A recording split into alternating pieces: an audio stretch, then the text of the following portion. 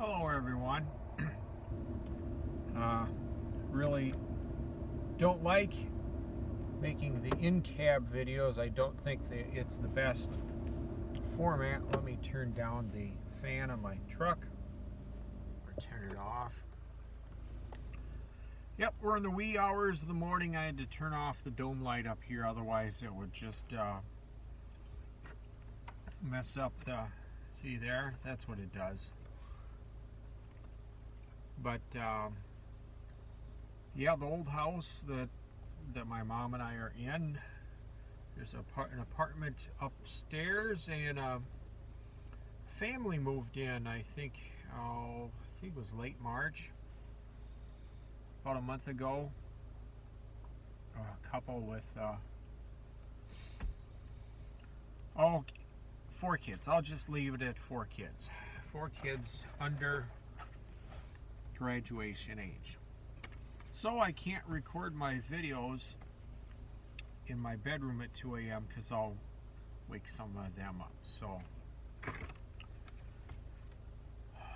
well, I've done food intolerance videos before, and here I'm going to do another one.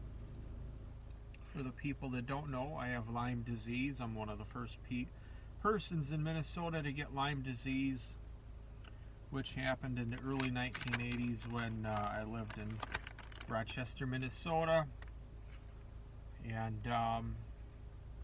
it wasn't diagnosed for 3 decades until June of 2013. And along with the Lyme, I have leaky gut. You can look that up. That's damage to the digestive system, which some researchers think is linked to a very well-known weed killer used a lot on farms. And you could guess which one it is. I'm not going to say which one it is. I also have malabsorption syndrome, which I have to eat more food because my digestive system doesn't absorb it well. I have to eat more food to have enough energy. And I'm in a Lyme flare-up. I started feeling a little bit worse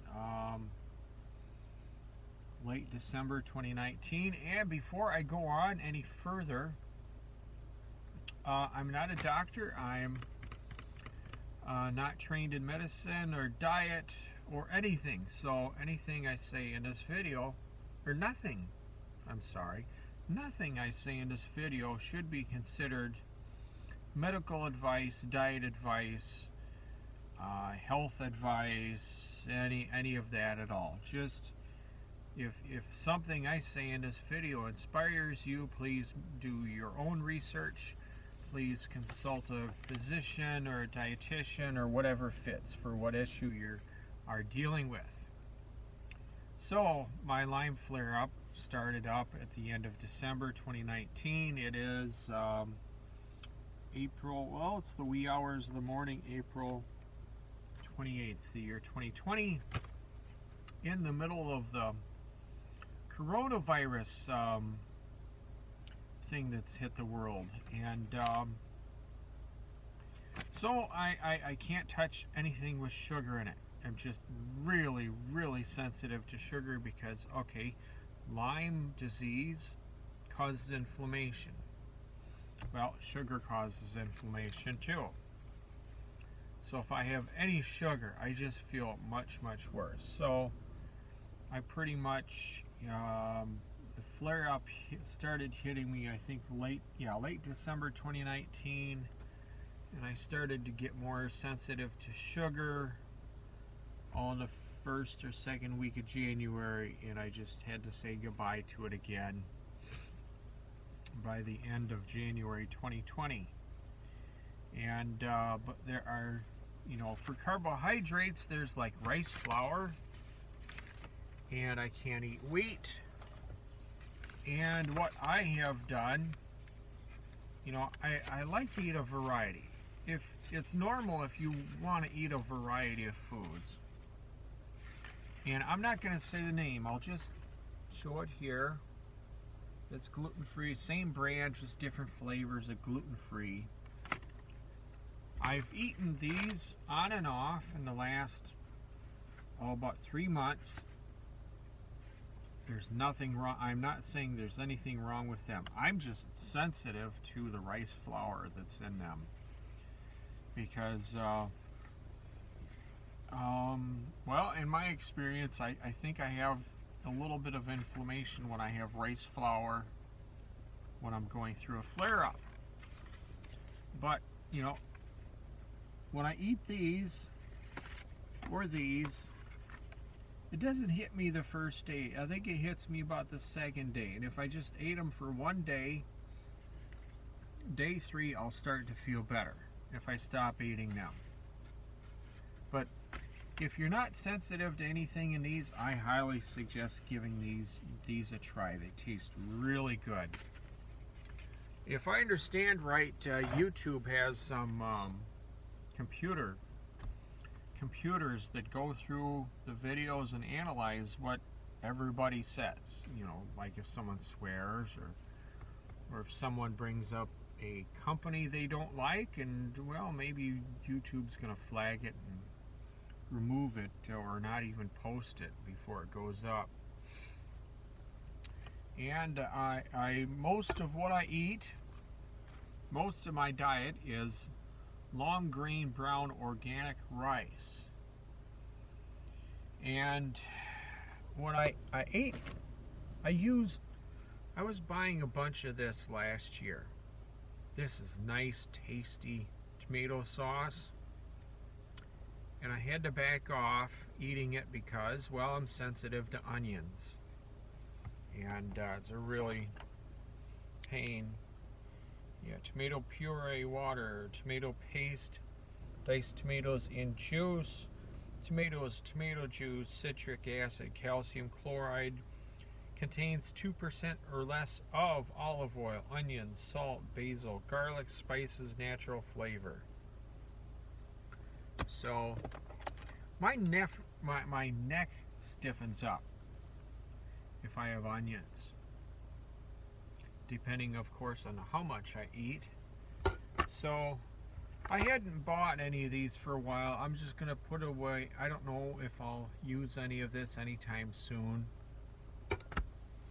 And so instead of this, I started buying just tomato puree. You know, that's about as plain as you can get tomato puree. Tomato puree is just, you know, shredded tomatoes, water, organic tomato paste, citric acid. So that's something to give a little bit different taste to my food. And oh boy, I love drinking this stuff, especially this flavor. I got a shelf full of this brand of juice at home. I'm not going to touch it. I just bought this one for this video here tonight. And this has stevia in it. Stevia sweetener is an alternative to sugar. And well, I had to stop drinking these too, not because there's nothing. I'm not saying there's anything wrong with this stuff. It's wrong with me because I have Lyme. I have sensitive body, sensitive digestive system. Well, I'm also hypoglycemic. I don't know if that comes into anything, but it has stevia. But oh boy, I love drinking these. But this one's just gonna go in the fridge when I get home. What else? You know, what I do to help balance the pH in my body is, oh boy, this one's got a soft spot in the end. I should chop that off when I get home. English cucumbers. There's good stuff in these to eat. I just peel it and just eat it while I'm driving. Well, I guess I could get a ticket doing that, but I've never gotten caught. But I'll eat these. I try and eat one of these a day. The wrapped English ones are more expensive, but they seem to last a few more days than the unwrapped ones you just find in the produce aisle. And I try and have a variety in the meat I eat, from salmon to chicken to ground beef. I don't eat pork. I don't know. I might cook this one up in the next day or two. I get a thing of ground beef that I have thawed in the fridge. I think it was thawed yesterday. I should cook it before it goes bad. I'll eat these red peppers, orange peppers, once in a while yellow peppers. I haven't eaten a green pepper in a while, but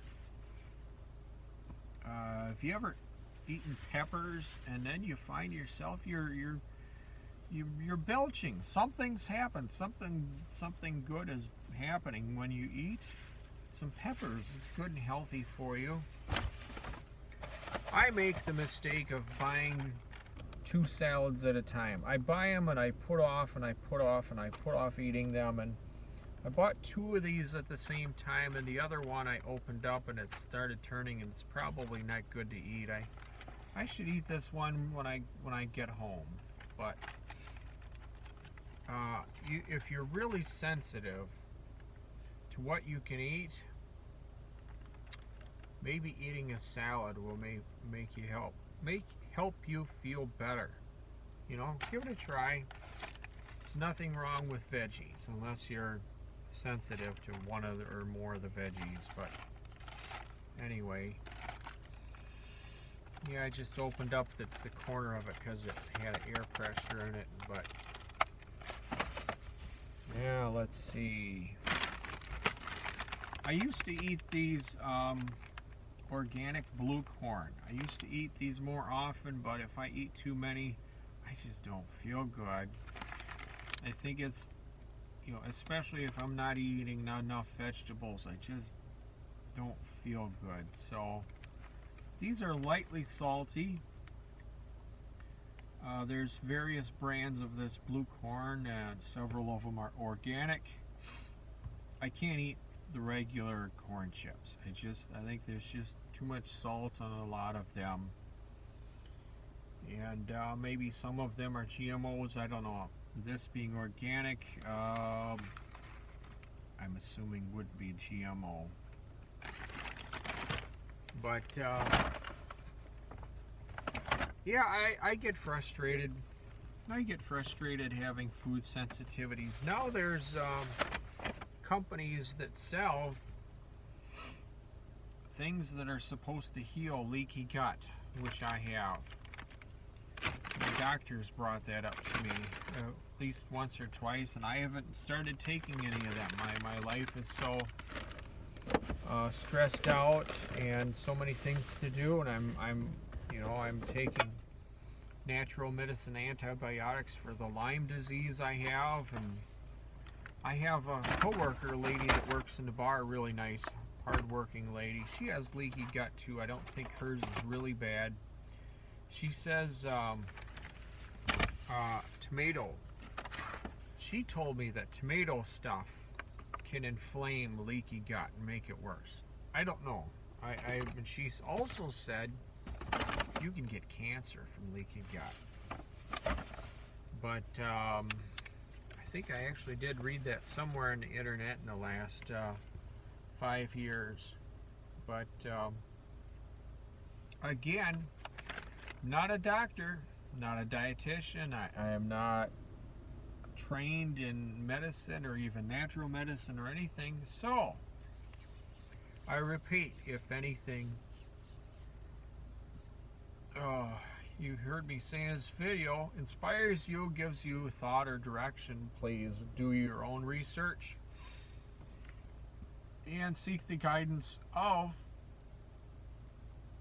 a doctor, a dietitian, someone trained in that area.